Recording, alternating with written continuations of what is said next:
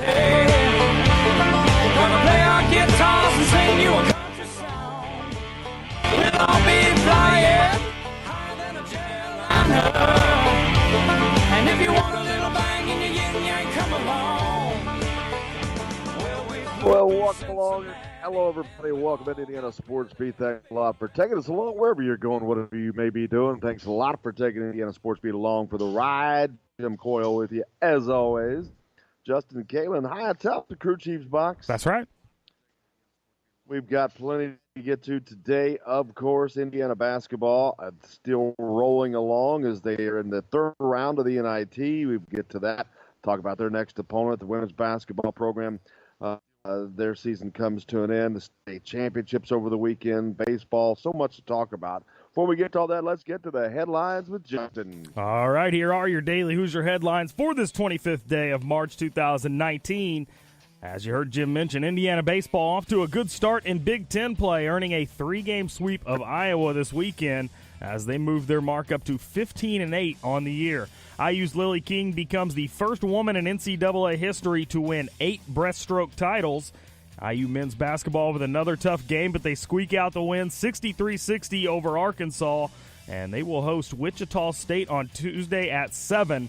IU women, after a nice win on Friday night against Texas, lose to the hometown Oregon Ducks 91-68 as they finish the year at 21-13. And there are 4 new state basketball champions as Fort Wayne Blackhawk in 1A, Andrean in 2A, Silver Creek in 3A, and Carmel in 4A all win state titles this weekend. Those are a look at your Daily Hoosier headlines for this 25th day of March 2019.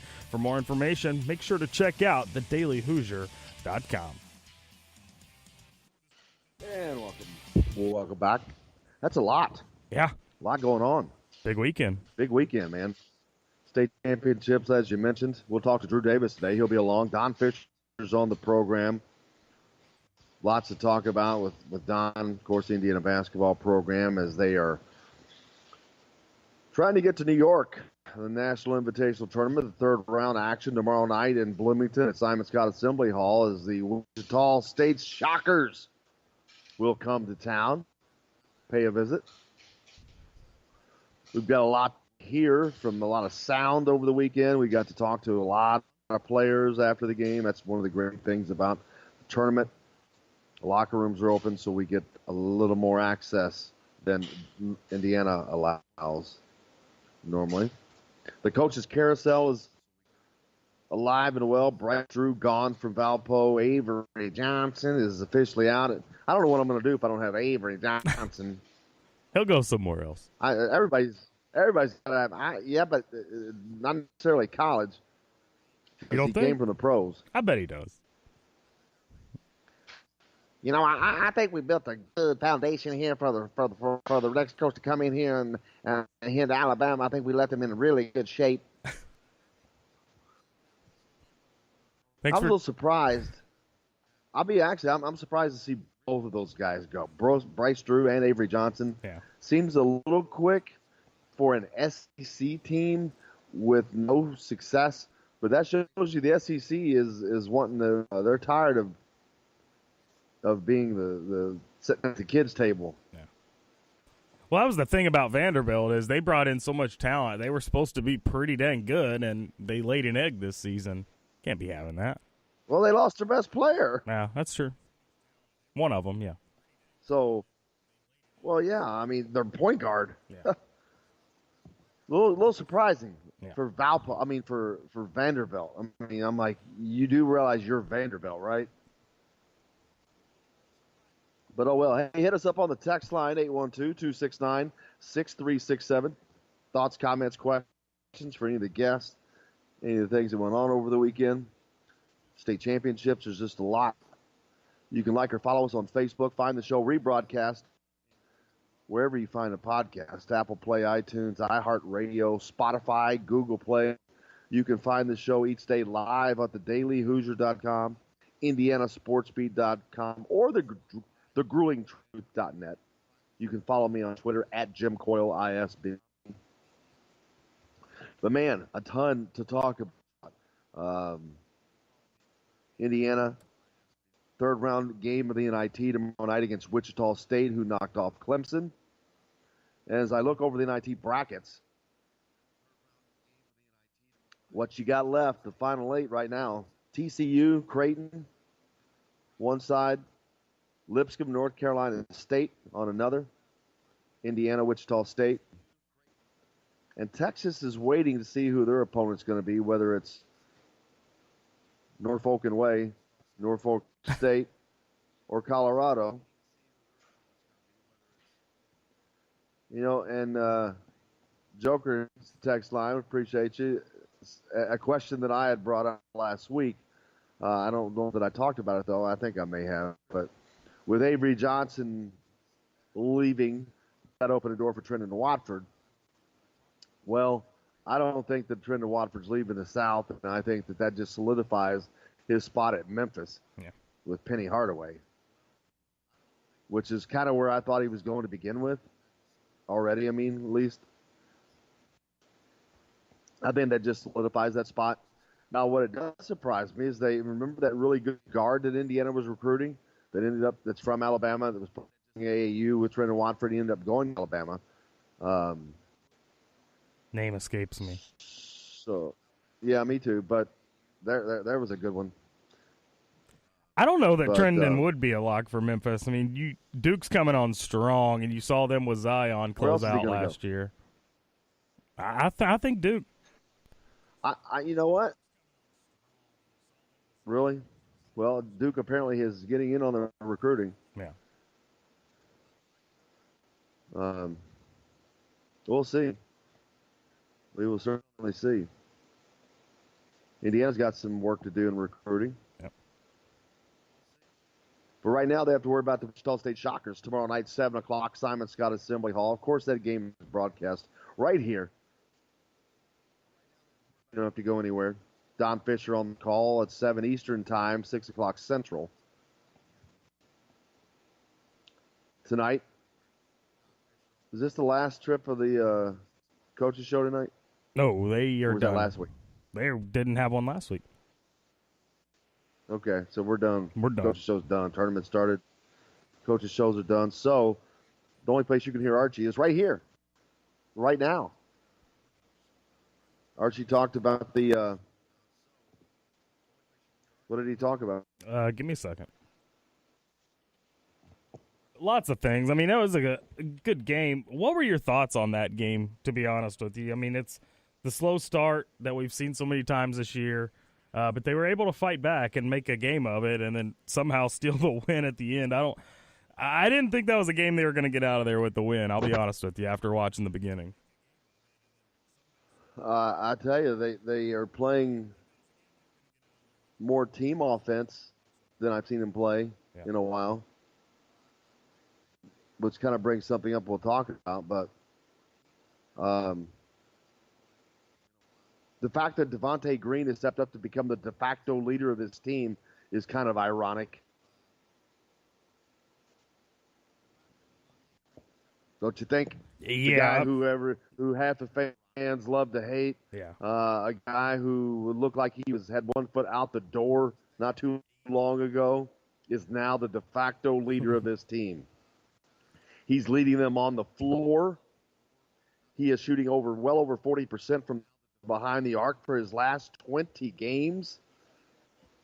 So for the last half of this season, Devontae Green has been the guy, which I think was kind of what the issues may have been. If you want to know the truth, that's just a guess here. This is not because I've been told this is it, but we thought that there was something going on, and I still think that there was, because they just didn't have this cohesive atmosphere around them. And Devontae has really blossomed in this position now that he's been given this opportunity. Yep. Kind of funny, don't you think? Yep. And Archie actually talked about Devontae after the game the other night. Let's see what he had to say. Good. He's our most important sort of cog in the wheel right now. He's making a lot of plays. He's shooting the ball extremely well with great confidence. He had 11 defensive rebounds at the guard slot tonight. He also had 3 steals. But he's really turned it on here at the end. I think we've won 6 out of 7, and we probably don't win any of them without Devontae's ability on both ends of the floor. I give him credit. He only practiced 1 day this week. He was sick all week long, and the flu bug or whatever it was. So he sort of really rose up today for us. We needed him, and he again kind of showed up and made some really good plays for us. He showed up game after game here of late. Yeah. Like I said, for his last 20 games, he's shooting over 40% behind the three-point line. It's pretty He's incredible. averaging, I don't even know what he's averaging, but he's scoring a lot of points. He scored 18 points in his last game, 11 rebounds, pretty nice stat line. Yeah. How does this offense look right now? Without Romeo. Yes. I mean, if you compare it to earlier on in the season, or even that middle part of the season where they had the long losing streak, offense seems like it's rolling right now. I mean, and I think that does start with Devontae Green, but Rob Fennessy's been a big part of the action as well. Yeah, Rob is still recovering from that concussion. Yeah. He's back. I mean, he's obviously playing a lot better now, and he talked about that, as a matter of fact, the other day after the game when I was talking to him in the locker room. I remember him mentioning that. Have to get that pulled up, but he talked about that himself. But they certainly seem to be more team inclined right now from an offensive standpoint. They had a great inside-out presence against Arkansas with Devontae Green and Juwan Morgan. And that's what the team has lacked this season. Devontae shooting. Now, if Romeo were to come back, how is that going to gel? Because here's the thing. Romeo, now, had he had Devontae's shooting, that would have been another weapon for this Indiana team. Because now you've got the inside presence of Juwan Morgan backed up by Deron Davis. You'd have the outside presence of Devontae Green shooting, and then you would have the slashing ability of Romeo. But would Romeo's not a player that can. Romeo's not a player that can lift a team up like Devontae has been, because he can't shoot.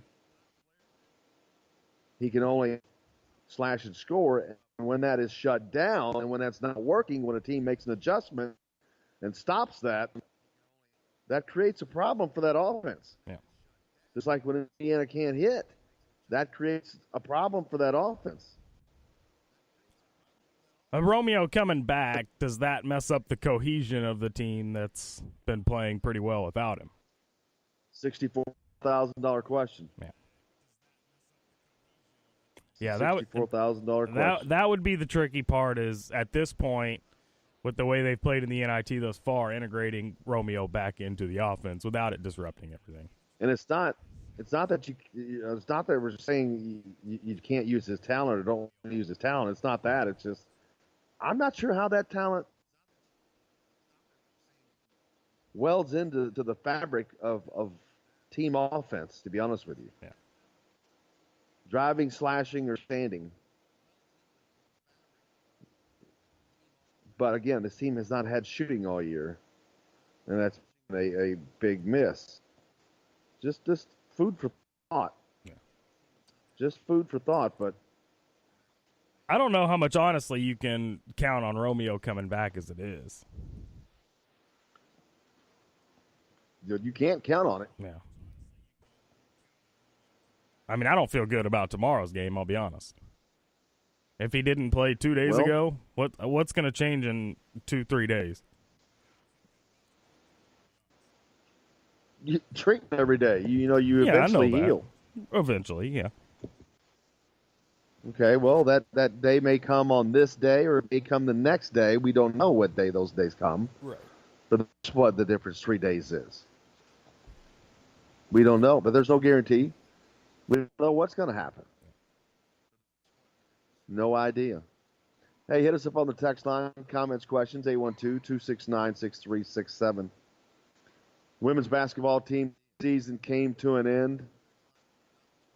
We'll talk about that when we come back. A lot to talk about. We'll hear from the baseball team, Coach Jeff Mercer. They swept Iowa over the weekend to open Big Ten play. Big win for the Indiana baseball team. We'll talk a little bit about Tom Izzo and that mess that people tried to make the deal out of. Congratulations, Lily King. Got lots to get to. Stay tuned in. Sports Beat's with you. Stay with us. We'll be back with more right after this.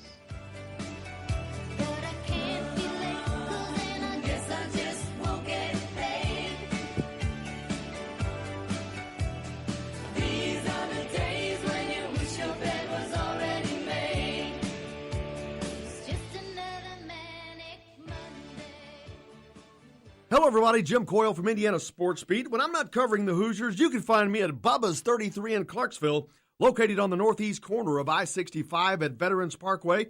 Bubba's 33 has hand-tossed pizzas, bold burgers, and ice-cold beer from a select list of local craft brewers.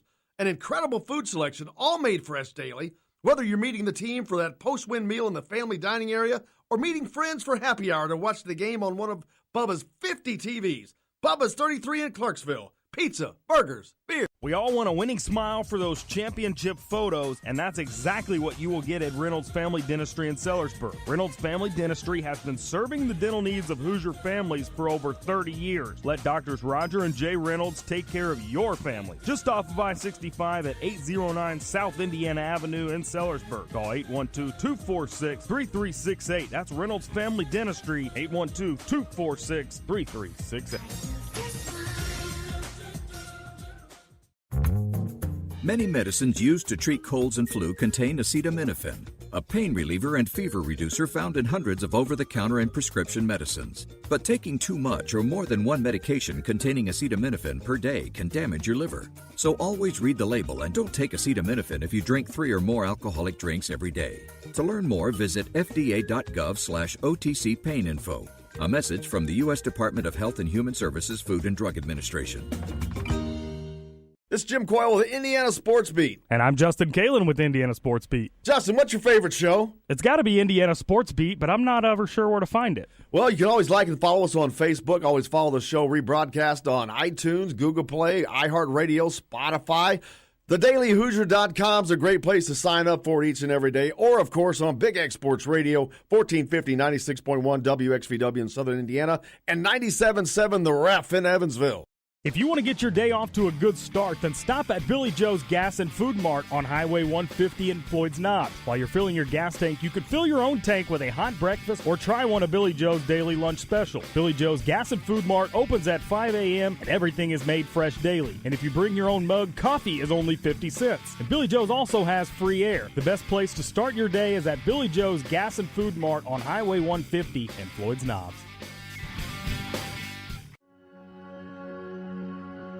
All across the country, people are coming together to speed up what we can learn about health. The All of Us Research Program is calling on 1 million people to join us as we try to change the future of health. For your family, for future generations, for all of us. Visit joinallofus.org and find out how you can become 1 in a million.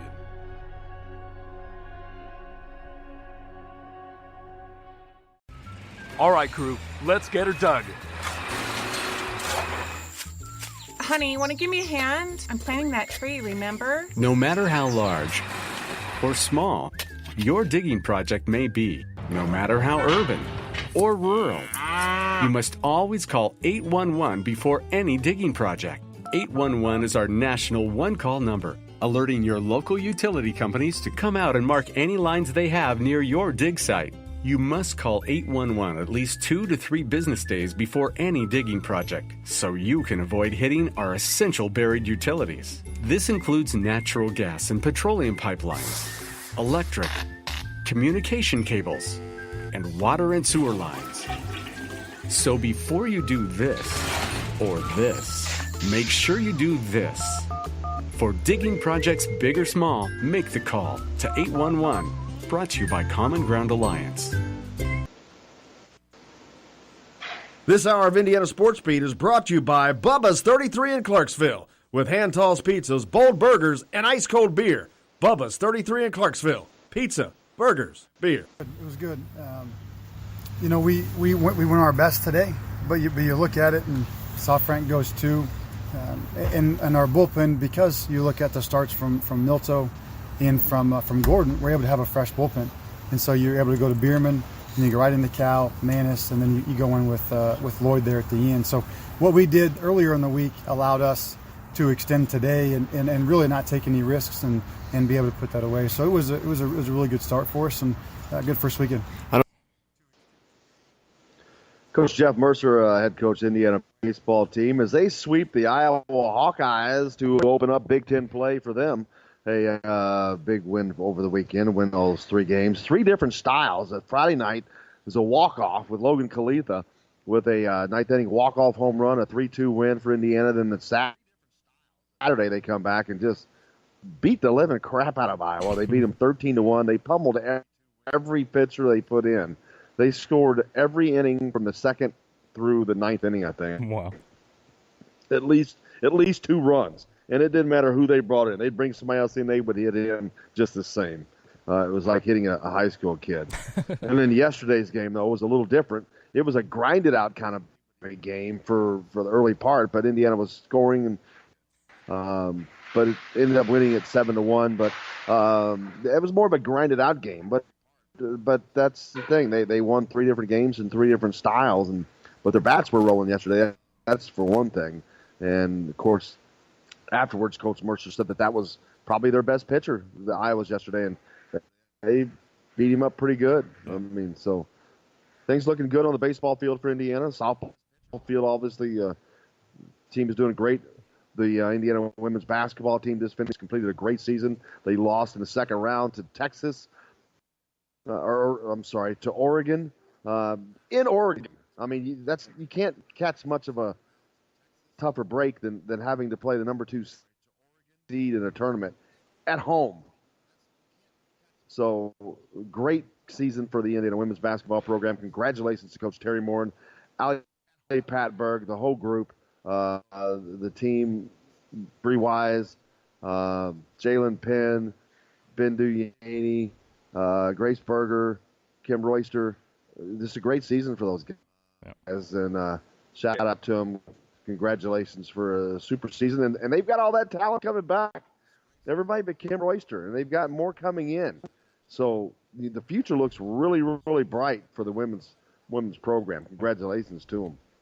Building that culture, exactly what you want to see the men's program do. Just get the right recruits in, coach your game, and it's a team that can have the same success that the women have had. And like you talked about, it's only just starting for them. Absolutely. And how about Indiana High School State Finals going on over the weekend? Silver Creek, congratulations to the Silver Creek Dragons pulling down their first state championship as they win 3A over Culver Academy. What a win. I mean, that may have been, I don't want to call it an improbable win because obviously Silver Creek is a great team. They're in the state championship. They had a great player. But Culver was probably the favorite in that game, I'm going to say, I would guess. Yeah, for sure. But so, huge win, big win for Silver Creek, of course, state championship. So that's gigantic. Congratulations to them. Awesome. You had Andrean win the 2A. You mentioned Blackhawk. That team, did they go undefeated? Blackhawk, I believe they did, yeah. And then, of course, Carmel and Ben Davis went at it for the 4A state title, which Carmel pulled out. But a great weekend of basketball in Indiana. So congratulations to everybody. But special shout out to the Silver Creek Dragons.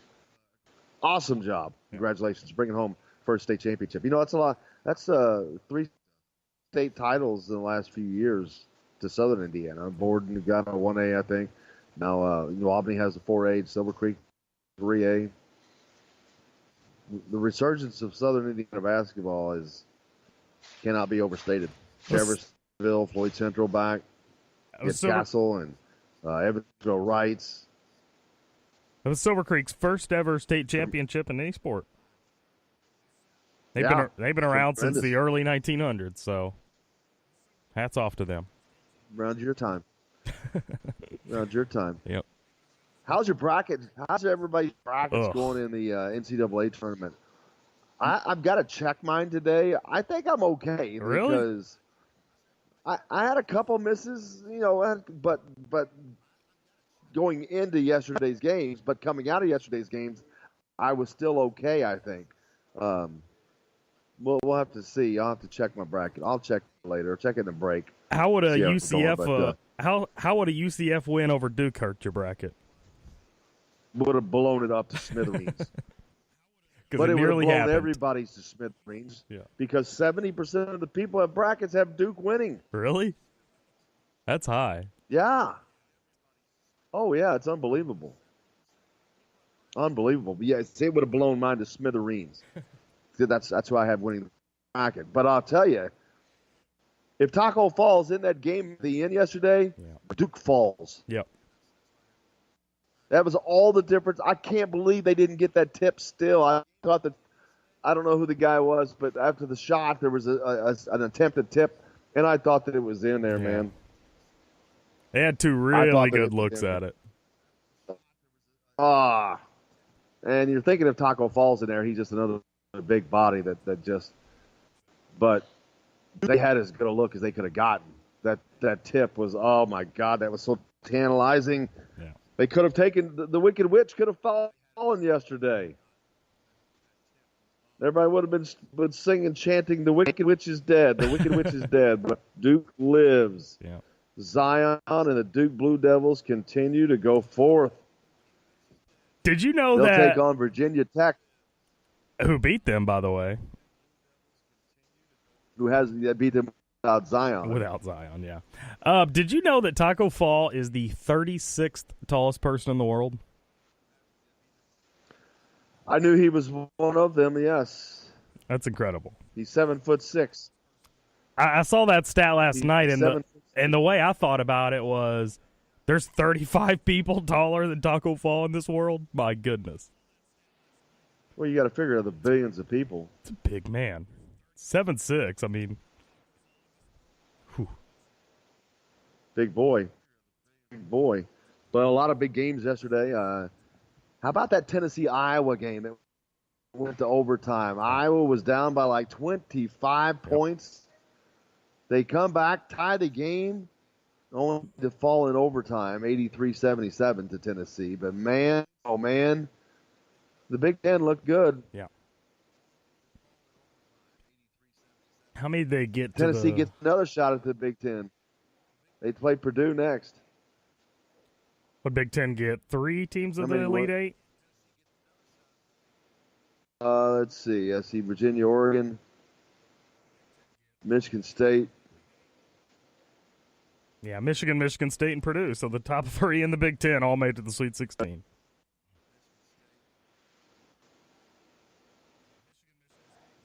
Michigan, you got Michigan, Michigan State. And Purdue. And Purdue, are those the last 3 teams? Yep. Maryland almost did it, man. Maryland, what a great effort by Maryland. Yeah. They lose 69-67 to LSU. Man. What was it? Rick Bozich said? Strong-ass finish by LSU. Yeah, that was funny. That was. Gonzaga gets by Baylor. They'll take on Florida State. North Carolina takes on Auburn. How about Auburn? Yeah. How about that ass beating they put on Kansas? Crazy. Funny how things fall when you don't get the recruits that Adidas provides for you. It's true. Things will, and I was thinking about that this weekend, is things are going to change for Kansas big time moving forward.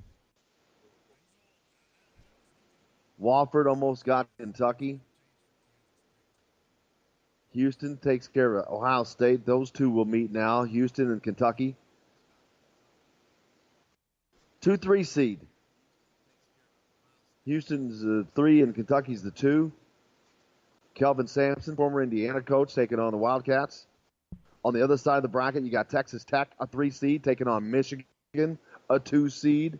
Chalk. Yeah. Then above that, you've got the Gonzaga, Florida State, 1-4. On the other side, you got North Carolina, Auburn, 1-5. Almost chalk. Yeah. Then we go to the top. What do we got? We've got LSU and Michigan State, 3-2 seed. Above that, you got Duke, Virginia Tech, 1-4. That's chalk. You look across the way, Tennessee and Purdue, a 2-3 seed, chalk. Virginia, number 1 seed against Oregon, the only non-chalk team. Isn't that crazy? At a number 12 seed. Yeah, this is an unusual year, man. What are your there thoughts? There were a lot of great games, but yeah. the upsets didn't quite happen. Yeah, that's the thing. You haven't got upsets. You haven't really had that standout performance other than John Morant's triple-double. It hasn't felt like the NCAA tournament. It's been weird, and a word I've used to describe it is weak. Now, see, is it weak or is it balanced? This is how it's supposed to be. Yeah, but I mean, that's what makes the March Madness fun, is you get all these smaller schools that pull off improbable wins on buzzer beaters, or you have a guy step up for a huge performance that doesn't normally do so and gets his team the win. You just haven't had any of that. Now, I'm hoping starting the Sweet 16, we should get some really, really good games.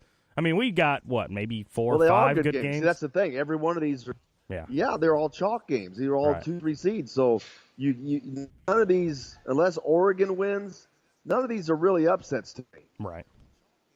I mean, yes, there will be upsets in the fact that there's going to be a team that's favored, but dude, we're talking 2 and 3 seeds here. Yeah. We're talking 1 and 4 seed here. Duke's playing Virginia Tech. Okay, is that an upset? Well, they've already gotten beat by that team. Right. There's hardly any I mean, they are upsets officially, but going forward, but really, I mean, these teams are so equally matched. Well, and that's the thing. I haven't seen the latest stat, but I know, but after one game yesterday, there was, out of 44 tournament games, there was only 4 one-possession games. That's crazy to me. Well, it comes down to the free throws, but a lot of these games were close. Yeah. To the end. I mean, a lot worse. How about Lily King? First swimmer in the history of NCAA, 8 breaststroke titles. Congratulations to Lily King. Just did what she supposed to do. She just destroyed and dominated for 4 years, man. Did you see what she posted on Twitter yesterday? I don't know. I don't remember. She posted a picture of a McDonald's cup and her drinking out of it with the caption, "Hey, McDonald's, I am a pro athlete now. Any chance you could put me on the cup?"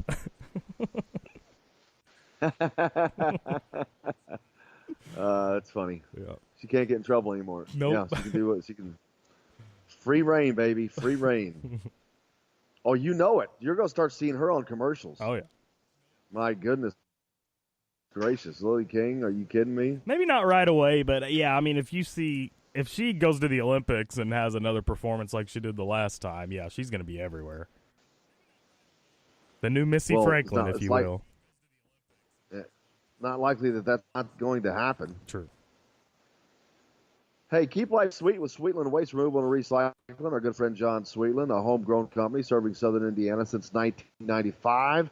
They serve Floyd, Clark, Harrison, and Washington counties. You can reach them at 812-944-5642. Keep life sweet with Sweetland Waste Removal and Recycling, a great supporter of Indiana Sports Beat. We appreciate them. And, of course, Reynolds Family Dentistry of Sellersburg, serving Hoosier families for over 30 years. That Doctors Jay and Roger Reynolds serve your family as they have for other Hoosiers. Reynolds Family Dentistry of Sellersburg. Make sure you take care of our good friends Dr. Jay and Roger Reynolds. We've got plenty coming up here on Indiana Sports Beat. Don Fisher's on the show today. Drew Davis is on the show today. Indiana basketball's on tap tomorrow night. Stay tuned. We've got lots more coming up on Indiana Sports Beat. We're back after this.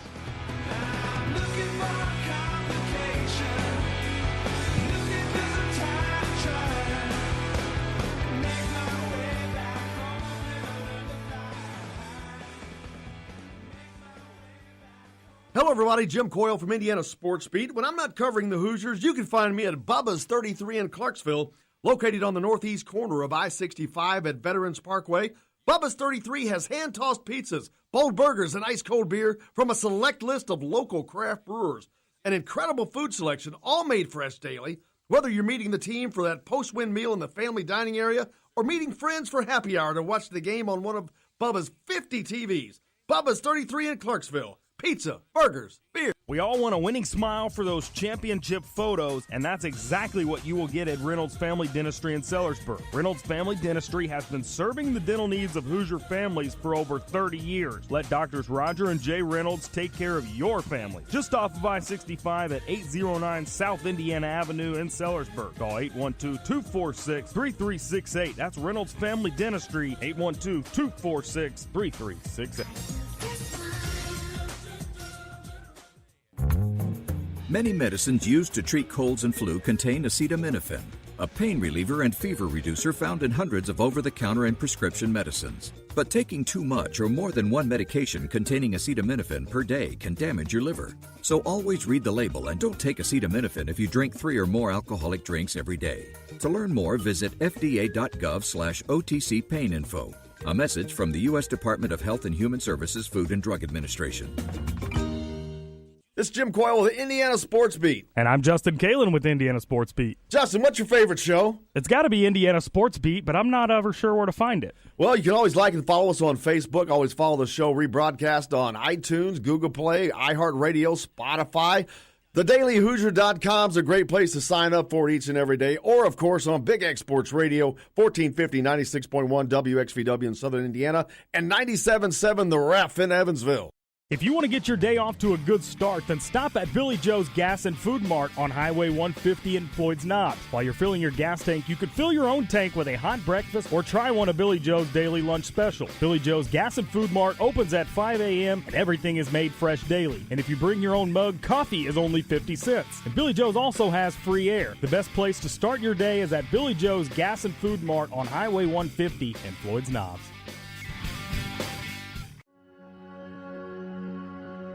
All across the country, people are coming together to speed up what we can learn about health. The All of Us Research Program is calling on 1 million people to join us as we try to change the future of health. For your family, for future generations, for all of us. Visit joinallofus.org and find out how you can become one in a million.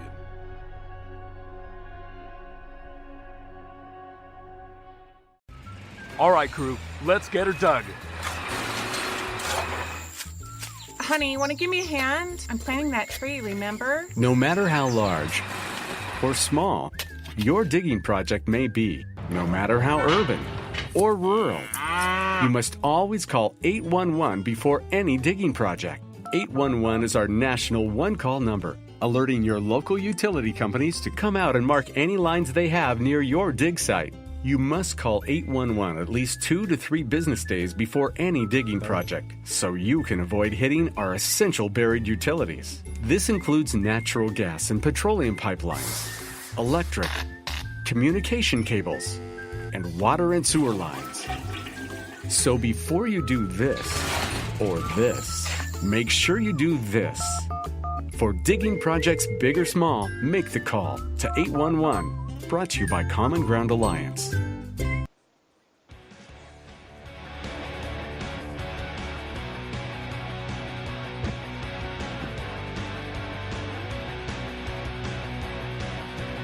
Welcome back to Indiana Sports Beat. Thanks a lot for joining us here on this Monday, March 25th. Don Fisher's on the show today, the voice of the Indiana Hoosiers. Join us in the second hour. Drew Davis from Peaks.com's on with us as well. We'll talk a little state finals recap, 4 state titles determined over the weekend. Ben Davis loses to Carmel in 4A. Silver Creek defeats Culver in the 3A. Andrean knocks off Bar Reeve in 2A. And Blackhawk. Is that right? Fort Wayne Blackhawk, yep. Fort Wayne Blackhawk, yeah. Who they 1A. Who they beat? Bar Reeve. Who they beat? Bar Reeve. What? Bar Reeve. Oh, they beat Bar Reeve. That's right. That's right. Andrean beat Linton Stockton. Correct, yep. Because Dan Dockage was giving crap people. Oh, man, he made some people mad. He was talking about people in Greene County and because he went to Andrean High School, if you're not up to speed on that. Yeah. It's kind of funny. I saw a stat this weekend when it comes to Silver Creek Culver Academy.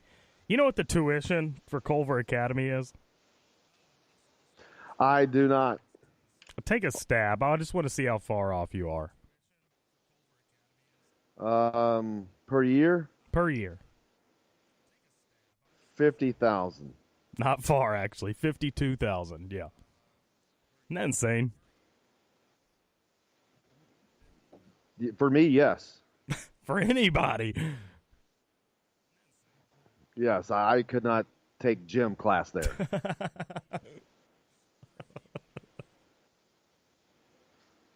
I'm just a poor old public school educated boy. Hey, hit us up on the text line, 812-269-6367. Let us know what you're thinking. Thoughts, comments, questions for Don Fisher, Drew Davis. They'll be on with us later today. You can like or follow the show on Facebook. Find us anywhere you find a podcast for the replay. Apple Play, iTunes, iHeartRadio, Spotify, Google Play. You can find us always at thedailyhoosier.com, indianasportsbeat.com, or thegruelingtruth.net. You can find me on Twitter at Jim Coyle, ISB. Looking forward to seeing what Indiana can do tomorrow with Wichita State. That should be an interesting game. Yeah. But if Indiana wins, it'll be the last game, regardless. It will be the last game in Assembly Hall ever for Zach McRoberts and Jawan Morgan. As if Indiana wins, they will then head on to Madison Square Garden in New York for the Final Four of the NIT, which would be a good experience. And again, a lot of guys on this team coming back.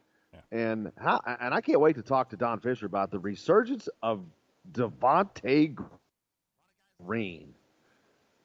Just for one thing, because of the unlikelihood of that happening. You know, he's going from being the bad boy, the black sheep of the family, so to speak, to the hero. He's one of the toughest kids on that team. Yeah. That's what's funny. You want to talk about mental attitude? His may not have been a good one. And hopefully you can find this. When I was talking to Devontae in the locker room after the game, one of the things I said specifically was, you know, since the suspension, you've got a different game. And he does. He's just been the most consistent player for them. Definitely the most consistent shooter. The best shooter. But he said he had to get a different mental attitude. Different approach. Well, you've got to take your hat off to that kid, man. Yeah. That's what he's done. He's done a hell of a job doing that. He's done a hell of a job turning his season around. And I got to tell you, where do you think Indiana would be without Devontae Green right now? Sitting at home. You're daggone right. Archie was asked after the game where the recent good play from Devontae is coming from. Let's have a listen. He's just playing the game right now with freedom. You know, I don't think he's worrying a whole lot about coming in the game or out of the game. I think right now he's just playing to win. He knows he needs to make plays for us.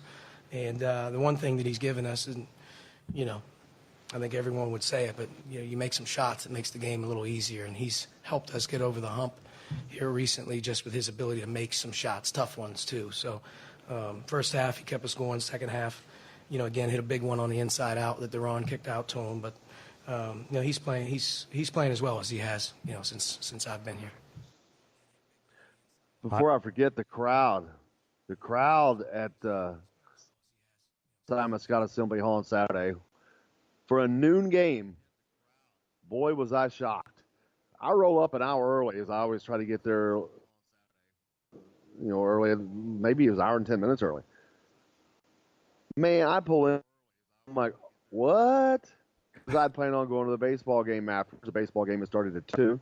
I was going to park on the backside to limit my travel. Man, I couldn't believe how many people were there already. I was like, what? There was a line at the door waiting to get in. They hadn't opened the doors just yet. There was a line in the front and the back of Assembly Hall. And then once they got it open, it was like a Big Ten game. There were people in the balconies. Do you think that's because people realize that the basketball season, at least the home portion of it, is pretty much wrapping up? It was a combination of things. A, it was a Saturday game. Yeah. B, it's a game. It's an opportunity that people to see a game at Assembly Hall that do not normally get that opportunity because of general admission tickets. There were a lot of tickets purchased and donated to Boys and Girls Clubs, where they were able to get a lot of those people there, which was awesome. There's so many people that normally do not get the opportunity to see a game in Assembly Hall. Not only get to do that, but to do it in a great seat. I mean, all seats were general admission other than the ones down on the floor. So you get there early, you get a great seat. So there you go. That was a big part of it. And right there. Be interesting to see what kind of a crowd they can get tomorrow night. Because it's a Tuesday game, it's a week game, it's a night game. We'll see. It obviously will be much better than it was against St. Francis. Yeah. But I was shocked at the turnout. And then, so I leave the basketball game afterwards and I go over to the baseball. They're playing their second game against Iowa. Man, I get there. It is freaking packed. The BART was just capacity. Yeah. Stuffed. So yesterday, they play Iowa again in the third of that series. They moved the game time up to 11 a.m. I'm assuming because of potential rain, because it rained off and on all day. Yeah. But so they move it up to 11. I'm thinking, oh my God, that's a little early for people, don't you think? What a crowd! Had an attendance of 1,600. Wow, yesterday? Yes. Wow. First pitch 11 a.m. on a Sunday. 11 a.m. and it rained off and on throughout the day. I got to tell you, man, I couldn't believe it. So shout out to Hoosier Nation all over the place. Saturday, great crowd at the NIT game, and then yesterday at the BART. Well, Saturday and Sunday at the BART, actually. Saturday was a capacity crowd. I think a lot of that, some of that was a spillage over from the basketball game leaving, but man, they do obviously a great job on their own. If you can get the people they got yesterday for a 11 o'clock game on a Sunday with rain, man, they're going to be doing fine this year. Yeah. But yeah, so shout out. Bart Kaufman's a really cool stadium. If you've never been, you should go check it out. But it makes it really easy to sit there and enjoy an afternoon game of baseball. I mean, it's almost like you're away from Indiana University, but you're still right there. You're on the very most northern tip of it, man. Yeah. You're on the and you're looking away. Yeah. You're on the very most northern tip of it, and you're looking north.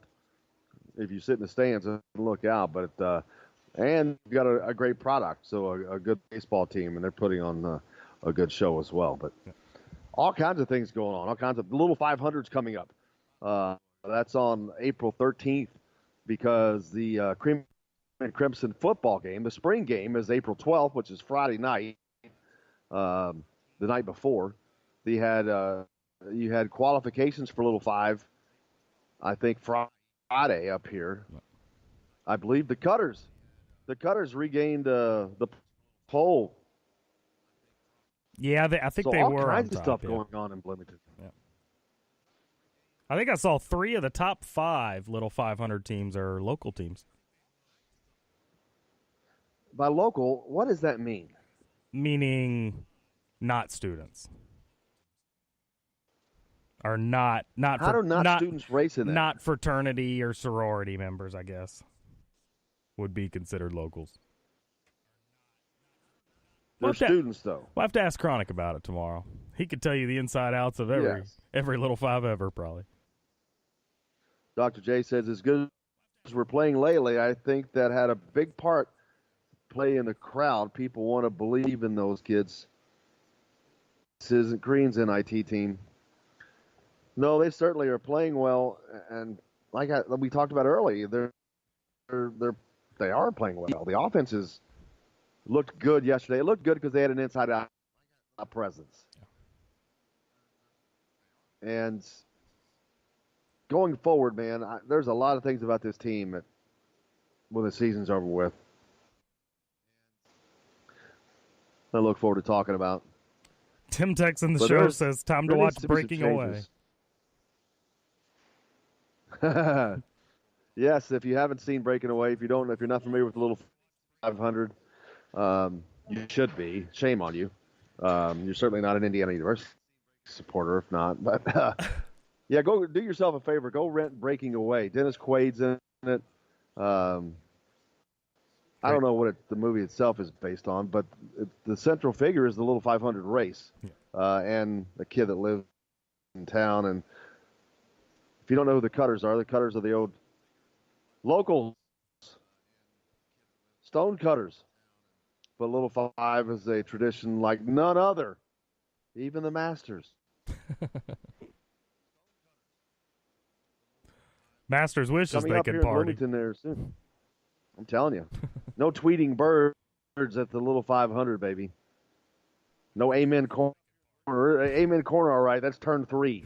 They have their own Amen Corner. That's turn 3, baby. Or turn 4, rather. They're saying amen because there's no students at turn 3. They get a little peace and quiet. Amen because nobody's sticking their foot in your spokes. Hopefully not. Hey, hit us up on the text line, 812-269-6367. Let us know what your thoughts are. Indiana basketball tomorrow night. They take on the Wichita State Shockers, 7 o'clock Eastern Time, 6 Central. You can hear that right here. You don't have to turn the station. Keep it tuned right here. Don Fisher's call, 7 o'clock Eastern, 6 Central. Pregame starts an hour before that. Don Fisher will be on the show with us here today. We'll talk about Indiana's weekend as they win the second-round game in the NIT against a pretty good Arkansas team, even though Arkansas did not have their best player, Gafford. He's their leading scorer, their leading rebounder, and their leading shot blocker. So how rough would life have been had he been in there?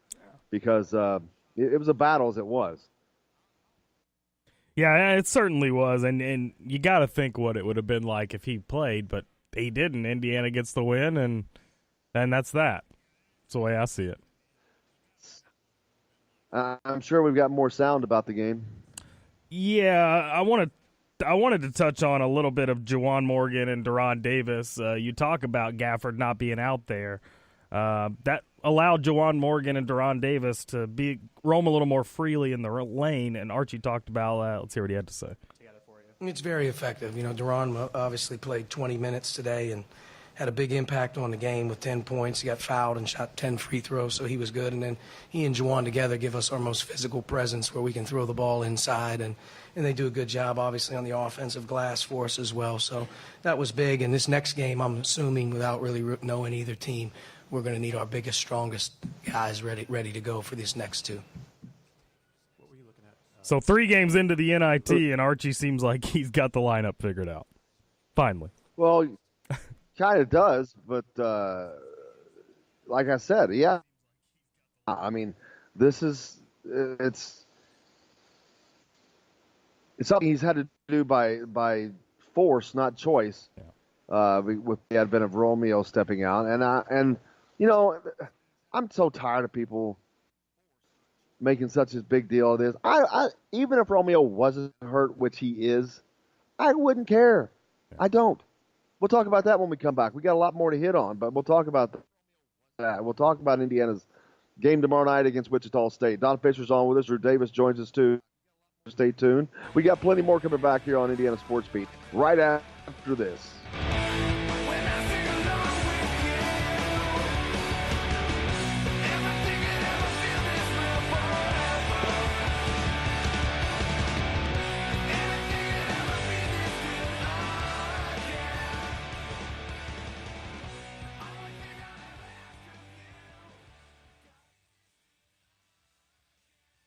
Hello, everybody. Jim Coyle from Indiana Sports Beat. When I'm not covering the Hoosiers, you can find me at Bubba's 33 in Clarksville, located on the northeast corner of I-65 at Veterans Parkway. Bubba's 33 has hand-tossed pizzas, bold burgers, and ice-cold beer from a select list of local craft brewers. An incredible food selection, all made fresh daily. Whether you're meeting the team for that post-win meal in the family dining area or meeting friends for happy hour to watch the game on one of Bubba's 50 TVs.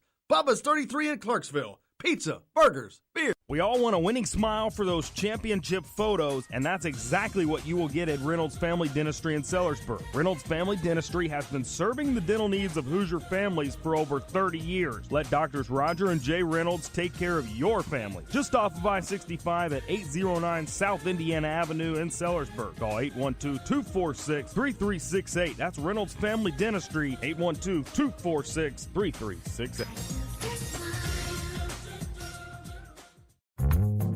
Many medicines used to treat colds and flu contain acetaminophen, a pain reliever and fever reducer found in hundreds of over-the-counter and prescription medicines. But taking too much or more than one medication containing acetaminophen per day can damage your liver. So always read the label and don't take acetaminophen if you drink 3 or more alcoholic drinks every day. To learn more, visit fda.gov/OTC pain info. A message from the U.S. Department of Health and Human Services Food and Drug Administration. This is Jim Coyle with Indiana Sports Beat. And I'm Justin Kalen with Indiana Sports Beat. Justin, what's your favorite show? It's got to be Indiana Sports Beat, but I'm not ever sure where to find it. Well, you can always like and follow us on Facebook. Always follow the show rebroadcast on iTunes, Google Play, iHeartRadio, Spotify. TheDailyHoosier.com is a great place to sign up for it each and every day. Or, of course, on Big X Sports Radio, 1450, 96.1 WXVW in Southern Indiana, and 97.7 The Ref in Evansville.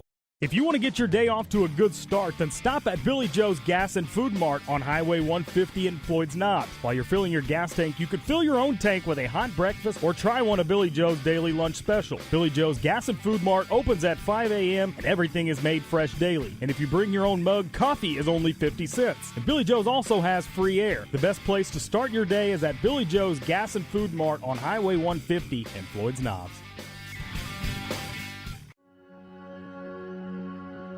All across the country, people are coming together to speed up what we can learn about health.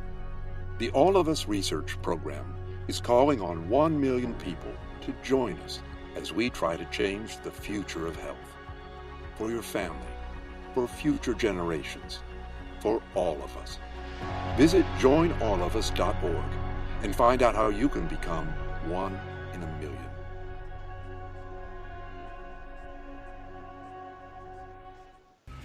All right, crew, let's get her dug. This hour is brought to you by Sweeland Waste and Removal Service. Honey, you want to give me a company hand? serving I'm Southern planting that Indiana tree, since remember? 1995.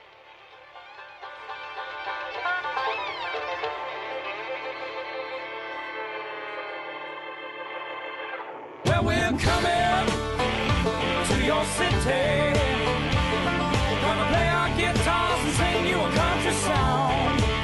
We'll all be flying higher than a jetliner. And if you want a little bang in your yin yang, come along. Well, come on along. Thanks a lot for bringing us along with you, no matter what you're doing, wherever you're going. Appreciate you taking Indiana Sports Beat along for the ride. Jim Coyle with you, as always. Justin Kalen, high atop the crew chief's box. That's right. Plenty to get to. A big weekend. Of course, Indiana basketball on tap. Another game coming up tomorrow. State finals happen over the weekend. Don Fisher's on the show. Drew Davis will be with us as well. Lots to talk about. The women's program in action last night. Baseball as well. But let's get to the headlines with Justin. All right, here are your Daily Hoosier headlines for this 25th day of March 2019. As Indiana baseball off to a good start in Big Ten play, earning a 3-game sweep of Iowa this weekend. Their record moves up to 15-8 on the year. IU's Lily King becomes the first woman in NCAA history to win 8 breaststroke titles. IU men's basketball with another tough game, but they squeak out the win 63-60 over Arkansas on Saturday. They will host Wichita State tomorrow at 7. IU women, after a win on Friday against Texas, lose to the hometown Oregon Ducks 91-68 last night as they finish the year at 21-13. And there are 4 new state basketball champions as Fort Wayne Blackhawk in 1A, Andrean in 2A, Silver Creek in 3A, and Carmel in 4A all win state basketball titles this weekend. Those are a look at your Daily Hoosier headlines on this 25th day of March 2019. For more information, be sure to check out thedailyhoosier.com.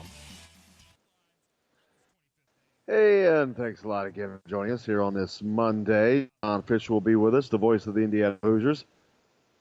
As Indiana will take on Wichita State, the Shockers, tomorrow night, 7 o'clock at Simon Scott Assembly Hall. You can hear the game right here. Don't have to change the channel. 7 o'clock Eastern, 6 Central. Don Fisher on the call for Indiana and Wichita State in the third round of the National Invitational Tournament. That game taking place at Simon Scott Assembly Hall. If Indiana wins that game, they will then head to New York for the Final Four to play. We don't know.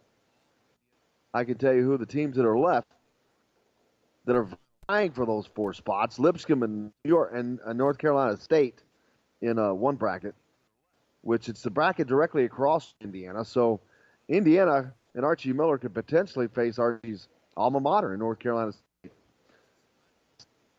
In the lower bracket, Texas is waiting for Norfolk State and Colorado to play tonight to fill the final spot. TCU, Creighton on the other side. Those are the 4 teams to see who gets in. And then, of course, a lot of NCAA action yesterday as well. But Indiana, Saturday, they took on the Arkansas Razorbacks, a game that was going to be tough, even though Arkansas was without their top scorer, top rebounder, Gafford. 6'11", big dude, man. But Indiana had it going inside and out with Juwan Morgan and Devontae Green. A great presence for them. As Devontae Green with 18 points and 11 rebounds. Great day for him and a great turnaround for his season. Yep. Talked to him in the locker room afterwards. Devontae, of course, suspended for 3 games earlier this season. But over his last 20 games, which is about half of the season, a little more than half, he shot over 40% from behind the arc. You got nobody else that can do that. Yeah. He's really been putting up some decent numbers consistently. He has been taking care of the ball. He's been playing his more natural position, which is the 2, which is the position he'll be playing next year. Yeah. It's good to see him thrive in that. And I got a little bit of a snippet from Devontae Green in the locker room after the game. See what he had to say. Right now. Thank you. I feel good. I've been feeling good. I just got over being sick, but other than that, I've been feeling good. I come to practice playing every day and just, trying to stay engaged. What's a little tough to hear, but yeah, a little rough to hear there. That's the only thing. That's the only thing I don't like about the NIT is you don't get that clear-cut player sound. You can, if you really concentrate on what they're saying, you can hear it, but yeah, I don't know. I'd rather them be at the podium. Not a fan. Well, the thing is, they've got them. They're all sitting next to each other, right? And you've got people grouped around this guy, people grouped around this guy. You don't know who's when entering your you got a guy right next to him answering somebody else's question too. Yeah, that's the only negative. But what a great turnaround to the season for Devontae Green. Yeah. Hopefully it continues as they'll take on Wichita State tomorrow night, 7 o'clock, at Simon Scott Assembly Hall, to see if they move forward in New York or not. The women's team, of course, were in action last night. They had to take on Oregon in Oregon, the number 2 seed. They fall. Their season comes to an end, but what a great season for the Indiana women's program and a great future. My God, they've got that talent all coming back, with the exception of Kim Royster, and another good recruiting class coming in. Congratulations, Coach Terry Moore, and the season for all the players on that team. What a tremendous, tremendous season. Follow up an NIT championship last year with a berth into the NCAA this year, a win over Texas. They beat Iowa this year.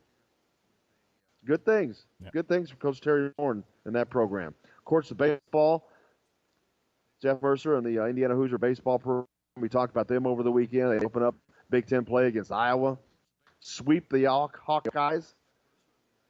3-2 on Friday night with a walk-off homer by Logan Khalifa. Yes, on Saturday they pummel them 13-1. They knocked everything. They hit everything that they had to throw at them. Then yesterday, little grinder out game. They end up 7-1 as they end up chasing several pitchers for Iowa too. But more of a grounded out game yesterday. But again, going to come out with a win. 3-0, three wins to none for. Outscored them. So a great job there as well. Outscored them by 19 in 3 games. Not bad. Yeah, pretty good. Pretty good. Hey, did you see the video with Tom Izzo and Aaron Henry? Oh, yeah. I don't remember when that was. It was Friday, maybe. And what cracked me up is immediately, because we live in this stupid, this ridiculous society of crybabies, basically. Yeah. It's soft society. Instantly, this was made into something. And it's still being talked about.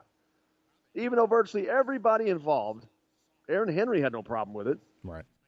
The people had no problem with it. You see everybody, but even then, you still got these people. I can't wait till this type of coaching is extinct. I'm like, you weak-minded, soft people. That's where it's headed. You wait one of these days, and people like me are going to sound like the get off my lawn guy. Right. But you wait till you soft-ass people are running this world. You just wait. Well, and that's the thing. I mean, a lot of the people who pointed that Izzo thing out are football fans themselves, and they sit there and watch football coaches do the exact same thing. Why is it not okay for a basketball coach, but it's fine for a football coach? I disagree with that. I disagree with that completely. The people who are pointing this out are non-athletes who have not played sports, right, who don't play sports, yeah, who have never played a sport, who want to sit there and be like, oh, my God, he's yelling at him. That's not right. Yeah. Soft people. So, no, I disagree with that take. I think it's people that are not. They're not athletes. They're not true fans of athletics. Yeah. They don't understand coaching because it's a joke. He had to be restrained. Really? Do you think he really had to be restrained? No. It's just one of those things that you act like this and then people go, oh, let me grab him, hold him back because he may do something. Right. Whatever. You people, man, you got to killing you. Kill me. This soft sponge is killing me. Killing me softly. Killing me softly with his words. That's a song. It is. Just let that one by you.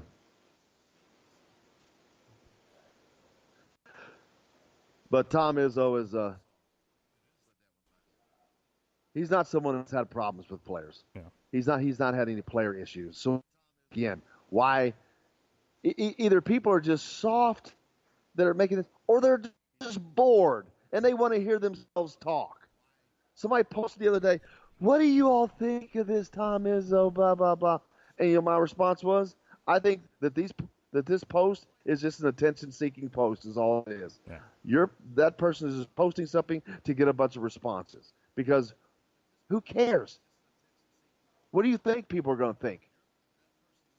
I'll tell you exactly what the majority thought, exactly what I'm telling you, that people are soft, that's called coaching. Yeah. Well, and that's the deal. I mean, with it, But it is what it is. Izzo knows his players inside and out. And it's not just Izzo. It's every coach across the country. They know their team. They see what those guys can do in practice. And when you go into a game, especially a tournament game, and you're not getting that same type of effort or execution that you're getting in practice, yeah, you're going to want to rip into some guys. Absolutely. Absolutely. And just like all the people commenting on the Romeo thing, which is driving me absolutely insane. Agreed. Trust me. I don't care if they believe it or not. He has an injury. Yeah. Coincidental? Maybe. Who cares? But I don't even care. I don't care if he didn't want to play. If he actually didn't want to play, why would I care? Yeah. Do you think he's making a mistake because he's looking at a multi-million-dollar career? I'm sorry. And on top of that, let me ask you this. Do you not think that they're playing better right now? Yeah. Then why would the constant complaining, people? Why would the constant just everything? It's really starting because I'm like all about free speech and say what you wish and this, that. But it's starting to get on my nerves. Yeah. The pure ignorance, the pure ignorance of people. And I want to say, you know what? Just shut up because you don't know what the hell you're talking about. You have no clue as to what you're talking about. You have no reference. You're running an opinion that is based on nothing but ignorance. So just shut up. There's some people that should not be allowed to speak on social media. They really shouldn't be. Is that their fault, And or is that do you social think- media's fault for allowing them that platform for free speech? Well, you can't blame social media. That's like blaming oxygen. Yeah. It's everywhere now. Or it's like us. It's ubiquitous as we are. But it's the people's fault. But you got to understand, you got people out there that are just simply not right. But guess what? They have access to a computer or a phone and the internet. Yeah. And they're just half nuts. And I don't care who you're talking about, what program you're talking about. You got nut jobs across the board that have access. But then you just have ignorant people. The nut jobs you can't really blame because they're crazy. But the ignorant people, yeah, those are the ones that really burn my ass. Yeah. I'm not going to lie to you. Ignorance, it's just, I just want to say, shut up. You don't know what you're talking about. Right. It's Yeah. like people posting on social media, what time's the game tonight? Obviously, you have the ability to use a computer. Obviously, you have access to the internet. There's something called Google. Use it. What's Google? Feeling a little bloody this morning. I like it. We got a lot coming up on the show. Don Fisher, the voice of the Indiana Hoosiers, joins us, of course, as always. Drew Davis from Peaks.com is going to be with us. We've got to talk about the state championships. A lot of action there. There's 4 News Champions crown. See if we've got any new recruiting action going as well. Indiana is going to have to fill some spots, especially after not landing Keon Brooks. They got to fill some holes next year. We'll talk about all that and lots more here on Indiana Sports Beat right after this. Whatever tomorrow brings, I'll be there. I'll be there. Hello, everybody. Jim Coyle from Indiana Sports Beat. When I'm not covering the Hoosiers, you can find me at Bubba's 33 in Clarksville, located on the northeast corner of I-65 at Veterans Parkway. Bubba's 33 has hand-tossed pizzas, bold burgers, and ice-cold beer from a select list of local craft brewers. An incredible food selection, all made fresh daily. Whether you're meeting the team for that post-win meal in the family dining area or meeting friends for happy hour to watch the game on one of Bubba's 50 TVs, Bubba's 33 in Clarksville. pizza, burgers, beer. We all want a winning smile for those championship photos, and that's exactly what you will get at Reynolds Family Dentistry in Sellersburg. Reynolds Family Dentistry has been serving the dental needs of Hoosier families for over 30 years. Let Doctors Roger and Jay Reynolds take care of your family. Just off of I-65 at 809 South Indiana Avenue in Sellersburg. Call 812-246-3368. That's Reynolds Family Dentistry, 812-246-3368. Many medicines used to treat colds and flu contain acetaminophen, a pain reliever and fever reducer found in hundreds of over-the-counter and prescription medicines. But taking too much or more than one medication containing acetaminophen per day can damage your liver. So always read the label and don't take acetaminophen if you drink 3 or more alcoholic drinks every day. To learn more, visit fda.gov/OTC pain info. A message from the U.S. Department of Health and Human Services Food and Drug Administration. This is Jim Coyle with the Indiana Sports Beat. And I'm Justin Kalen with Indiana Sports Beat. Justin, what's your favorite show? It's got to be Indiana Sports Beat, but I'm not ever sure where to find it. Well, you can always like and follow us on Facebook. Always follow the show rebroadcast on iTunes, Google Play, iHeartRadio, Spotify. TheDailyHoosier.com is a great place to sign up for each and every day. Or, of course, on Big X Sports Radio, 1450, 96.1 WXVW in Southern Indiana, and 97.7 The Ref in Evansville. If you want to get your day off to a good start, then stop at Billy Joe's Gas and Food Mart on Highway 150 in Floyd's Knobs. While you're filling your gas tank, you could fill your own tank with a hot breakfast or try one of Billy Joe's daily lunch special. Billy Joe's Gas and Food Mart opens at 5 a.m. and everything is made fresh daily. And if you bring your own mug, coffee is only 50 cents. And Billy Joe's also has free air. The best place to start your day is at Billy Joe's Gas and Food Mart on Highway 150 in Floyd's Knobs.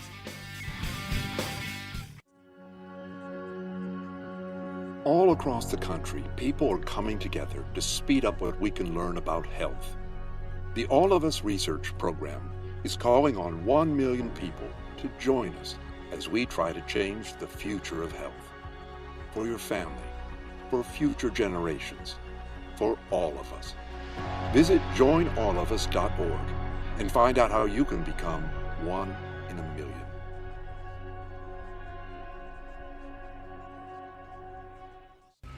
All right, crew, let's get her done.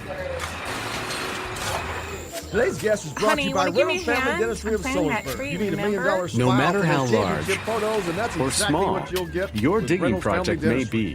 be, no matter how urban or rural, you must always call 811 before any digging project. 811 is our national Welcome back one-call to number, Indiana alerting your Sports local Beat, utility as companies to promised. come out and mark That's any Drew lines they Davis have of near your Bigs.com dig site. joining us now. You Drew, must how call are you, sir? 811 at least 2 to 3 business days doing before good, any Jim. How are digging you? project, Good, so you good. can avoid Huge hitting weekend our of essential activity, buried man. utilities. This includes Last natural. weekend, of course, Indiana was in action for the NIT, taking on Arkansas.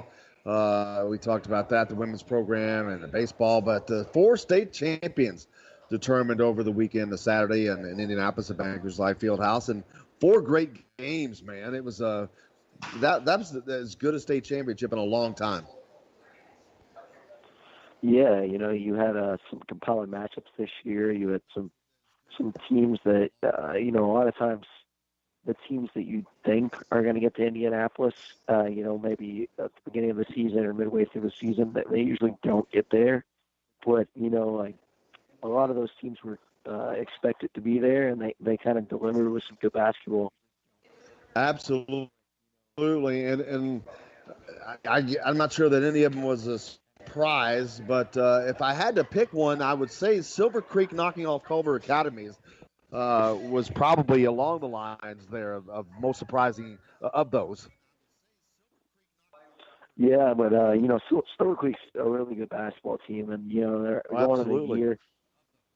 Everybody kind of looked at them as the team in the South. This is everyone kind of looked at it as this is kind of their year to kind of clear that hurdle and get to the next round of the state tournament, and they were able to do that. And they played a really good game in the state title game to knock off Culver Academy, and that's a huge win for Silver Creek, and to pick up a state title is huge for that program.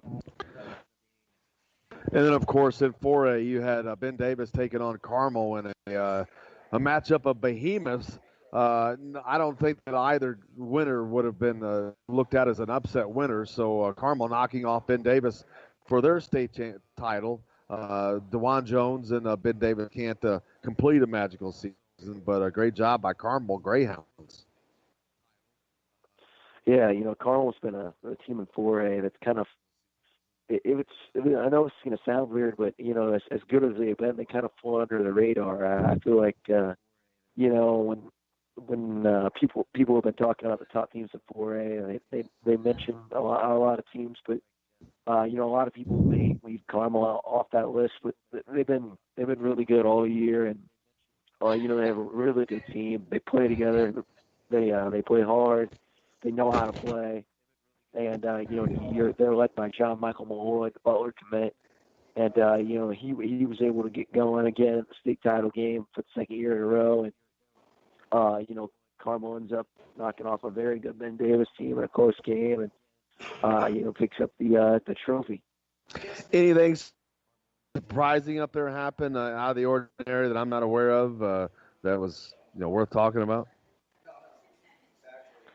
I think the 1A game kind of played out a little bit similarly to how I thought it would.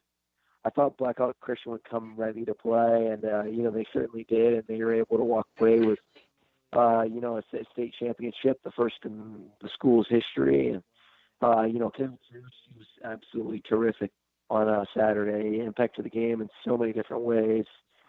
From the opening tip, you could see he was ready to go. You could see that look in his eye. And, it's just a huge, performance by him as a sophomore to go out there in the state title game and produce that type of performance. And, I thought Caleb First answered some of his questions on Saturday. A lot of times people would wonder about, how does he do against contact? How does he do against really physical guys?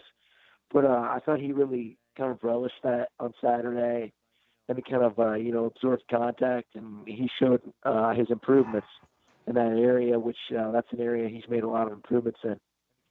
Absolutely. And then, of course, changing gears a little bit, Indiana taking on Arkansas Saturday for the NIT second round, a game that, of course, it's a winner-go-home situation.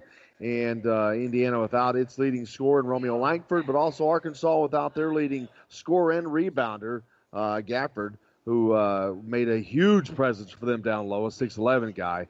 But Indiana with Devontae Green filling in for Romeo, that 2 spot, kind of didn't miss a beat and really had a great inside-out effort going with Juwan Morgan down low and Devontae hitting on like he has been from outside, man. That's something Indiana has not had a lot of this year, that inside-out presence.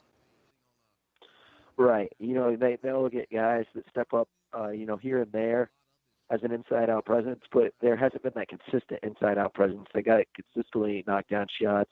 You know what you're getting from them. But, Devontae, he's had a really good 5 or 6, our last 5 or 6 games. And, a lot of people have to sit here and wonder, is this the point where he turns the corner? Is this it? And, I feel like the reason people are, asking that question is they've asked it so many times before. And, for whatever reason, Devontae hasn't been able to put together that level of consistency. But I think that's kind of changed now. And I think he's going to play some really good basketball moving forward. And with the way he's playing right now, it's exactly what IU needs. They need someone to put the ball in the basket. They need someone to score the basketball. And Devontae Green certainly classifies as that person. And, just as good as he's played during his time in Indiana. Absolutely. And like I said, they haven't had that inside out a lot this year. He's hit over 40% from behind the arc in his last 20 games, which is, again, something else Indiana has not had this year, deep shooting.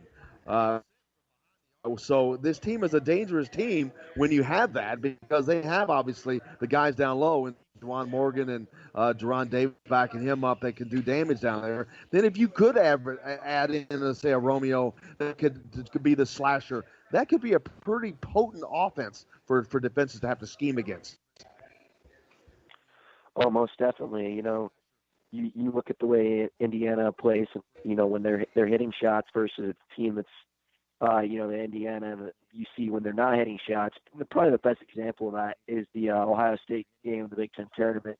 You look at the final, whatever, I want to say 6 minutes or so, 7 minutes or so, that's Indiana when they're hitting shots. And then you look at the rest of the game, and that's Indiana when they are not shooting the ball well. And, it's just night and day. And, it's a simple thing to say, but, you knock down shots. It just opens up everything else. People can't really key on one specific thing. And it just makes, the floor space. And it gives a lot of people a lot of room to work on, work within the space that they really succeed in. And, it's just, Indiana's just a different team when they're making shots. And it's something they, can't do probably consistently right now. But, it certainly is a positive step in the right direction when you see the way Devontae is playing. Absolutely, absolutely. And as they go forward, they take on now the Wichita State Shockers at 7 o'clock tomorrow night.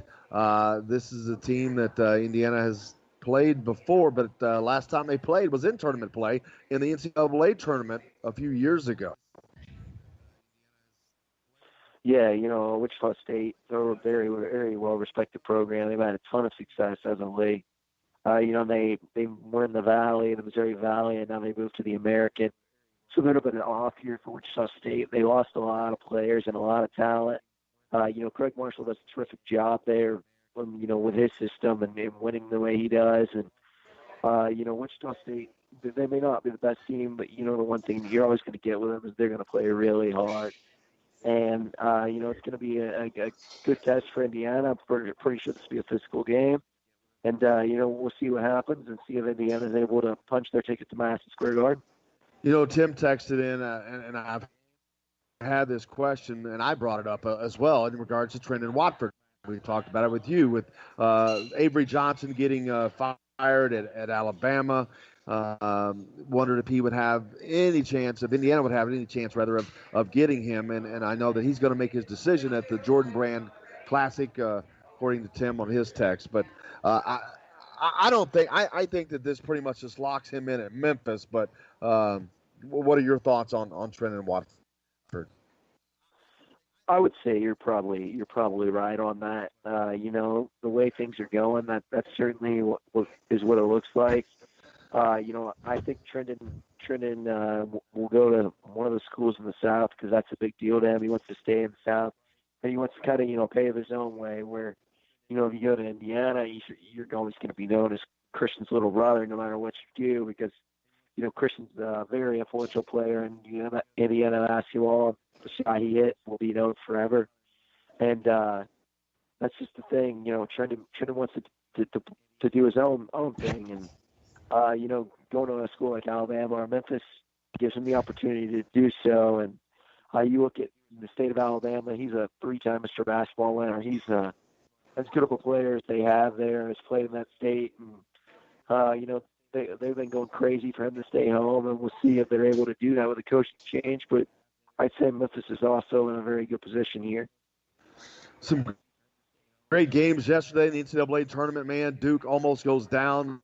Taco Fall and UCF. Man, if Taco Fall is in at the end of that game, I think that, who knows? Because they had a pretty daggone good look at it to knock off Duke. But it does show one thing. It shows Duke's beatable. Yeah, I will say that Duke's depth and their lack of size at times is probably their biggest weakness. But, when Duke is playing their game, they're playing the way they want to. I don't know anybody that can beat them. Well, maybe North Carolina and some a couple other teams, but when they're playing that way and they're clicking, they're just a nightmare to play against. And you look at Zion Williamson, it just seems like he's the type of kid that's going to will Duke to a win no matter what happens. I mean, you sit there and you watch those games, and you have to think to yourself, there's no way Duke's going to lose this game, and it just seems that's exactly what I kind of was feeling yesterday. But, the way UCF played, I got to give them credit. They were tremendous, man. The way they moved the ball and they execute on the offensive end is second to none. And, and I thought they proved that they're a very good basketball team. And, it was very unfortunate final 2 minutes for them, heartbreaking final 2 minutes. But they certainly had a great showing in this tournament, and I feel like they put some respect by the AAC's name with the way they played.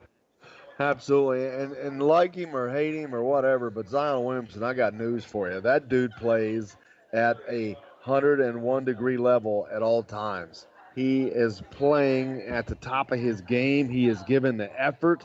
That's why he blows his shoe out, because he is given that kind of effort, but he is on go nonstop. I mean, he is just, his motor runs very hot.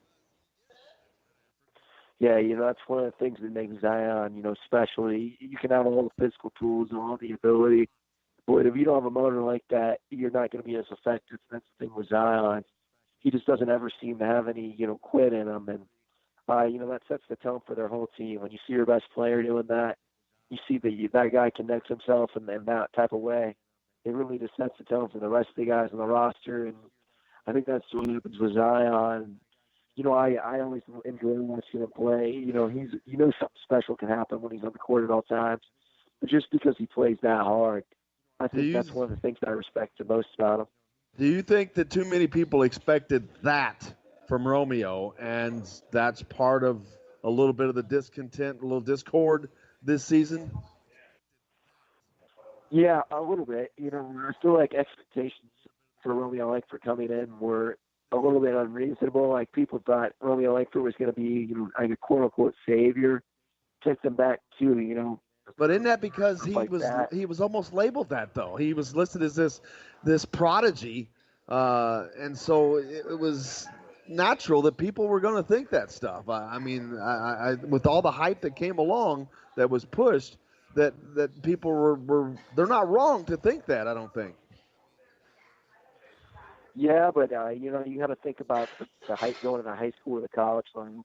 The competition level is different. When you're the man like Romeo Langford was on an Indiana team, and Juwan Morgan is, it's going to be harder. So they're going to key on you, and you saw that with defenses. They really made it hard for those guys to show what they're capable of doing at times because the lane was so clogged. But with Romeo, I felt those expectations were kind of unfair.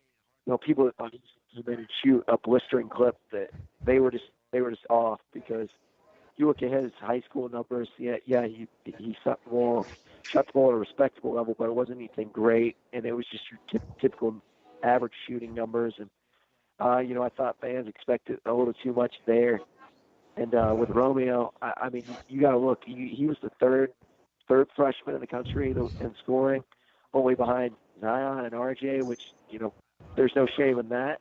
No, I think his performance and the disappointment from Indiana fans is more of a product of unrealistic expectations than Romeo failing to completely deliver.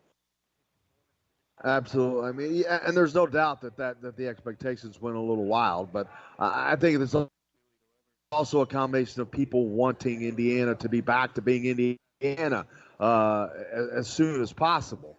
That's a huge part of it right there. Yeah, and at Indiana, the expectation is to make rank runs in the tournament, win a lot of games. With Indiana, being in kind of a weird spot in the last couple of years, competing with the likes of not blue bloods, but middle tier programs, just the lack of success they've had over the last 20 years or so. But people are starving for Indiana to get back. There's a lot of people that are waiting anxiously for that to happen, and it'll be interesting to see if what they've got going on now can serve as a springboard for that. Absolutely, and then Wichita State comes in tomorrow night. Another good team. Wichita State obviously in this position for a reason, as they beat Clemson to get the opportunity to take on Indiana for a shot to go to New York. So, but this Wichita State team is going to be a stern test for Indiana. They've got to continue their torrid play where they're getting it production from both inside and out. Yeah, balance and everybody's stepping up and doing their jobs is a big deal, and if Indiana can do that, I think they'll be in a good shape to win that game. And if you just get the contributions from a number of guys and they're all playing well, then Indiana's just a different team, and but it just depends what Indiana team will show up against Arkansas. Absolutely. Not Arkansas, but Wichita State, excuse me. Absolutely, and hopefully this team can take some learning out of just playing in this tournament for next year. And I hate to use it as a comparison, but again, the women's program. Great last year. They win the NIT, and then this year they qualify for the NCAA. They beat Texas in their first game, upset number 7 seed Texas. They took on Oregon last night in Oregon, of course. That's a tough mountain to climb. But man, they did it. They really seemed like they used that experience in the tournament last year for the NCAA tournament this year. Yeah, it was certainly definitely a springboard for them.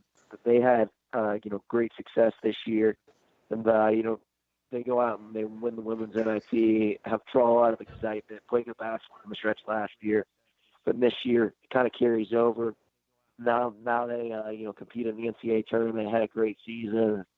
I think that's what the men's team really can look at this NIT and look at it. Maybe at first if they're like, this is the NIT, we should be in the big tournament, but it is what it is. You can't control it. You gotta control things you can control. That's coming out and making the most of an opportunity, and we'll see if Indiana is able to do that. Absolutely. Drew Davis from Pigs.com. I thank you for joining us, brother. Look forward to talking to you again on Friday. All right, man. That sounds good. I'll see you, tomorrow night for the game. Sounds great. Drew Davis from Pigs.com joining us as he does each and every Monday. Thanks a lot to Drew. We'll have Don Fisher coming up here in a little bit on the program, the voice of the Indiana Hoosiers. Of course, Indiana takes on the Wichita State Shockers tomorrow night, 7 o'clock Eastern Time, 6 o'clock Central. You can catch that game right here. You don't have to change the channel. Don Fisher, of course, on the call. Pre-game is 1 hour prior to, so adjust accordingly to get that information. It's a do-or-die situation. It could be the last broadcast out of nowhere. You never know because if you lose, you go home. If you win, you keep going. If they win, they'll be going on in New York, and you'll be listening to the broadcast from New York next week. So hopefully Indiana can do that. But we've got a lot more coming up here on the program. Like I said, Don Fisher, the voice of the next. Stay tuned. More coming back right here on Indiana Sports Beat.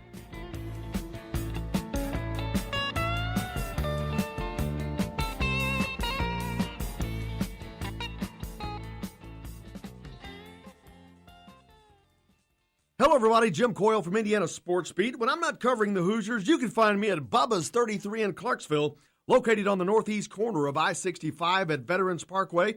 Bubba's 33 has hand-tossed pizzas, bold burgers, and ice-cold beer from a select list of local craft brewers. An incredible food selection, all made fresh daily. Whether you're meeting the team for that post-win meal in the family dining area or meeting friends for happy hour to watch the game on one of Bubba's 50 TVs. Bubba's 33 in Clarksville. Pizza, burgers, beer. We all want a winning smile for those championship photos, and that's exactly what you will get at Reynolds Family Dentistry in Sellersburg. Reynolds Family Dentistry has been serving the dental needs of Hoosier families for over 30 years. Let Doctors Roger and Jay Reynolds take care of your family. Just off of I-65 at 809 South Indiana Avenue in Sellersburg. Call 812-246-3368. That's Reynolds Family Dentistry, 812-246-3368. Many medicines used to treat colds and flu contain acetaminophen, a pain reliever and fever reducer found in hundreds of over-the-counter and prescription medicines. But taking too much or more than one medication containing acetaminophen per day can damage your liver. So always read the label and don't take acetaminophen if you drink 3 or more alcoholic drinks every day. To learn more, visit fda.gov/OTC pain info. A message from the U.S. Department of Health and Human Services Food and Drug Administration. This is Jim Coyle with Indiana Sports Beat. And I'm Justin Kalen with Indiana Sports Beat. Justin, what's your favorite show? It's got to be Indiana Sports Beat, but I'm not ever sure where to find it. Well, you can always like and follow us on Facebook. Always follow the show rebroadcast on iTunes, Google Play, iHeartRadio, Spotify. TheDailyHoosier.com is a great place to sign up for it each and every day. Or, of course, on Big X Sports Radio, 1450, 96.1 WXVW in Southern Indiana, and 97.7 The Ref in Evansville. If you want to get your day off to a good start, then stop at Billy Joe's Gas and Food Mart on Highway 150 in Floyd's Knobs. While you're filling your gas tank, you could fill your own tank with a hot breakfast or try one of Billy Joe's daily lunch special. Billy Joe's Gas and Food Mart opens at 5 a.m. and everything is made fresh daily. And if you bring your own mug, coffee is only 50 cents. And Billy Joe's also has free air. The best place to start your day is at Billy Joe's Gas and Food Mart on Highway 150 in Floyd's Knobs.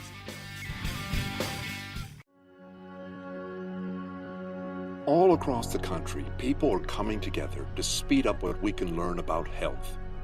The All of Us Research Program is calling on 1 million people to join us as we try to change the future of health. For your family, for future generations, for all of us. Visit joinallofus.org and find out how you can become one in a million.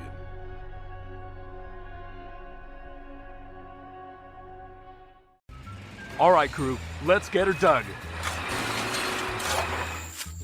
Honey, want to give me a hand? I'm planting that tree, remember? No matter how large or small your digging project may be, no matter how urban or rural, you must always call 811 before any digging project. 811 is our national one-call number, alerting your local utility companies to come out and mark any lines they have near your dig site.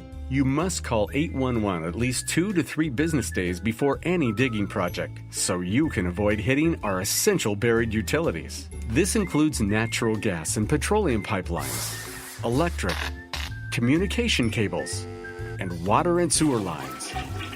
So before you do this or this, make sure you do this. For digging projects big or small, make the call to 811. Brought to you by Common Ground Alliance.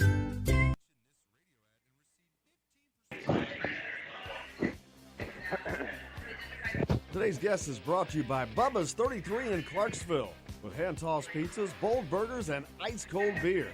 Pizza, burgers, beer. Bubba's 33 in Clarksville.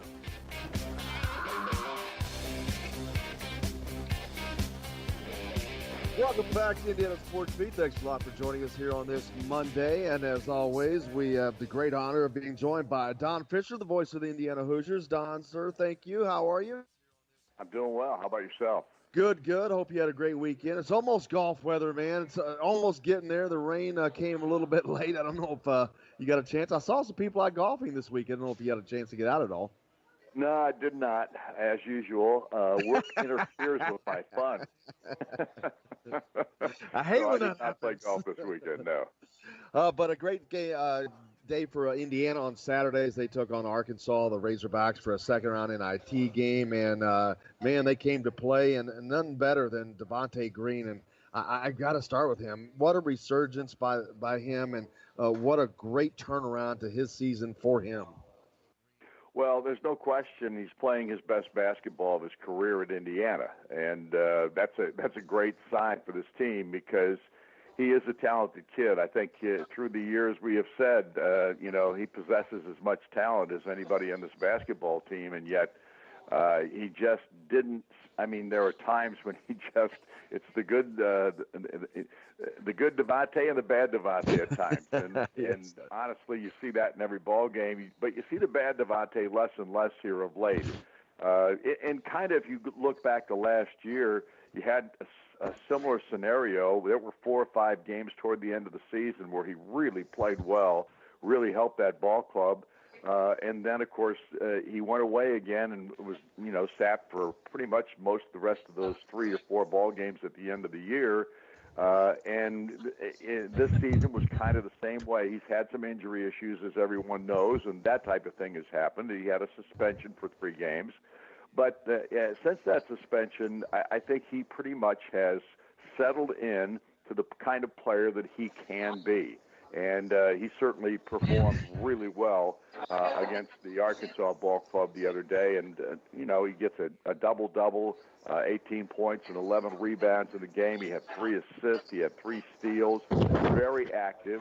There was a shot or 2 that probably shouldn't have gone up, and he made a mistake at the end of the ball game based on the fact that Archie Miller wanted a foul committed there before they took a 3-point shot.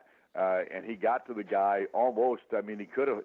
I mean, I guess there could have been a foul called. He got to him late.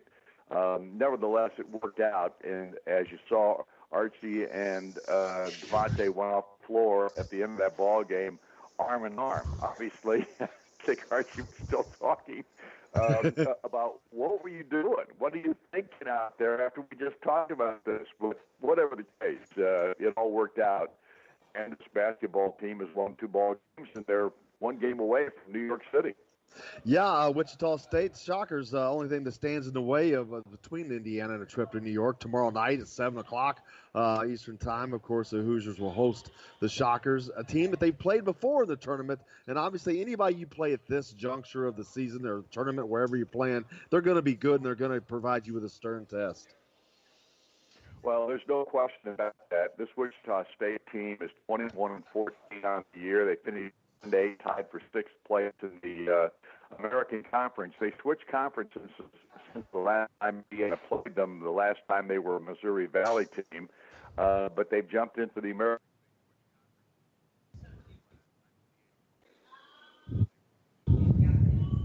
Don? Did we lose him? Yeah, I don't hear him. Uh-oh. All right, let's try to get him back. Let's try to get him back. But he was fading out a little bit, yeah. But he's talking about Wichita State having switched conferences since the last time Indiana played. But the last time they played also was in the NCAA tournament.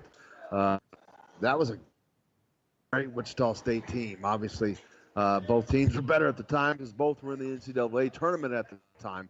But it's going to be a similar matchup. Both these teams are well coached and are playing probably their best basketball of the season right now. I would say that's the case for Indiana, even though they had that nice run up against Michigan State after they had lost 12-13. Well, they won those few games in a row. But right now, as a team, they seem to be playing better basketball offensively, and they're back to playing good defense, which is tantamount to their success because their offense is predicated off of their defense, and that gone away. So we'll see if they can get that back. Yeah, and I'll see if I can't get Don back because I mean I really liked where he was going with that. I'm calling him now, so we'll see if he comes on. But yeah, that was unusual for him to drop like that. But yeah, there he is. But yeah, hello, got him back. Don back. Hey Don, Jim Coyle back with you. Yeah, you were talking about Wichita State. Wichita, obviously a tough team, and Wichita's a tough matchup for this Indiana team, obviously.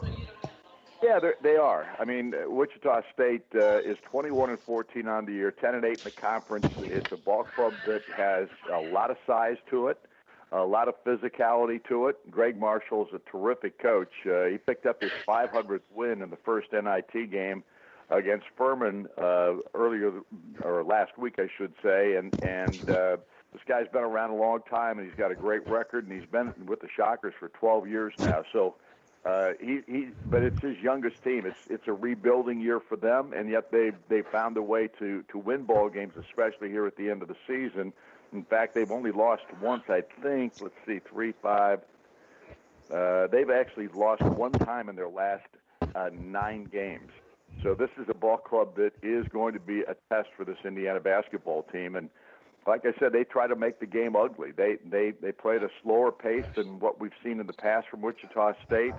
They grind it out, and like I said, this is going to be a matchup that's very difficult if Indiana doesn't come ready to play, and even if they do come ready to play, it's going to be a test. So Indiana's got to be ready, and they've got to continue to play as well as they have without their top scorer in Romeo Langford, because we just don't know if he's going to be available or not. Absolutely. And like you said, Wichita State playing probably their best ball of the season because that's where we are right now. If you're whoever you're playing, they're probably playing pretty good. Of course, Indiana's playing pretty good now. We got to give them credit as well. That may have been one of their more complete games in a while that they played on Saturday, both offensively and defensively. They seem to really put it together. And the inside-out combination of Devontae, he's shooting over 40% behind the arc for his last 20 games. That's pretty daggone nice. No, there's no question. You've got to be able to knock down threes, and finally, Indiana, with Devontae doing so, has been pretty consistent at doing that. He's done a terrific job of being able to knock down some shots. He's very confident. As we all know, he's going to take one of those squirrely ones once in a while. It just happens to be how he plays the game. But he has calmed down a little bit. He just seems to be more in tune with what Coach Miller and the coaching staff wants him to do. I think the other players have a lot of confidence in him, and I think that's transferred into how he's playing the game. And without doubt, this basketball team played really well on Saturday against Arkansas. I thought Arkansas played tremendous defense against Indiana, and yet Indiana found a way to win the ball game. And they, even though they shot just 41%, they held Arkansas to just 30%, or basically about 35% in that contest. That was a terrific defensive performance by Indiana as well. So they've got a bunch of players right now that are contributing. It seems like every ball game somebody different steps up. And I don't think Deron Davis's performance should be shied away from, or Zach McRoberts in that game, even though he didn't play tons of minutes. I thought Zach McRoberts really kind of sparked Indiana in the middle part of that first half when they really needed somebody to step up and give them some life. And I thought he made 2 or 3 really important plays back to back to back there that really helped this ball club kind of get going against Arkansas. Yeah, Zach McRoberts was really Zach McRoberts on Saturday, man. You're exactly right. There were 3 or 4 plays. They weren't huge, but they definitely stood out, and they were important at that particular moment, and he does what he always does. The women's team, I want to switch gears for a second. Congratulate them. What a tremendous season Terry Moore put together with that women's program. They lose in the NCAA tournament yesterday, but they beat Texas along the way before bowing out to Oregon. A great season. Yeah, it really was. And Terry's done a really nice job with this basketball program since taking over. One of the things the women had not been able to get was a lot of fan support up until here. Terry's taking over the program, and she's been able to win enough that fans have gotten interested. They steadily get right around 5,000 fans for every ball game. It used to be around 2,000 maybe at the most.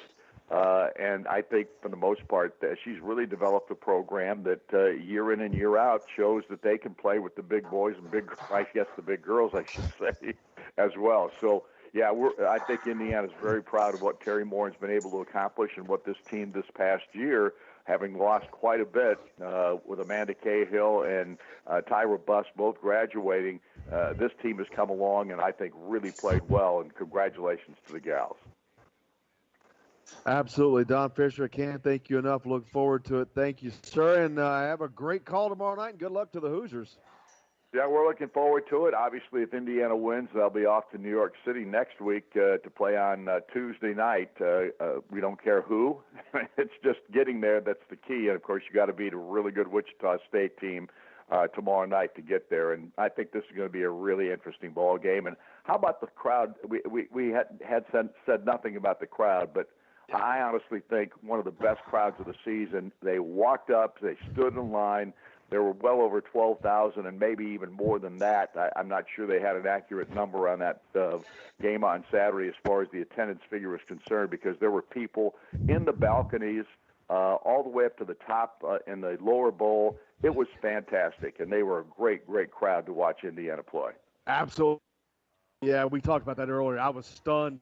I got there over an hour early, and the parking was like, whoa. I'm like, where am I going to park? Couldn't believe it. Yeah, absolutely tremendous job, Hoosier Nation, showing up. Don, thank you so much, sir. We look forward to it. We'll see you tomorrow night. All right, thanks, Jim. Thank you. Don Fisher, the great Don Fisher, the voice of the Indiana Hoosiers, joining us here as he does each and every Monday. Look forward to that. That's going to pretty much wrap it up for us here on the program today. Tomorrow on the show, Chronic Hoosiers with us, as always, Mike Schumann from the Daily Hoosier. Indiana on court tomorrow night, so we'll be back to prep you for that as well. For Justin Kalen, this is Jim Coyle, and I will see you on the radio.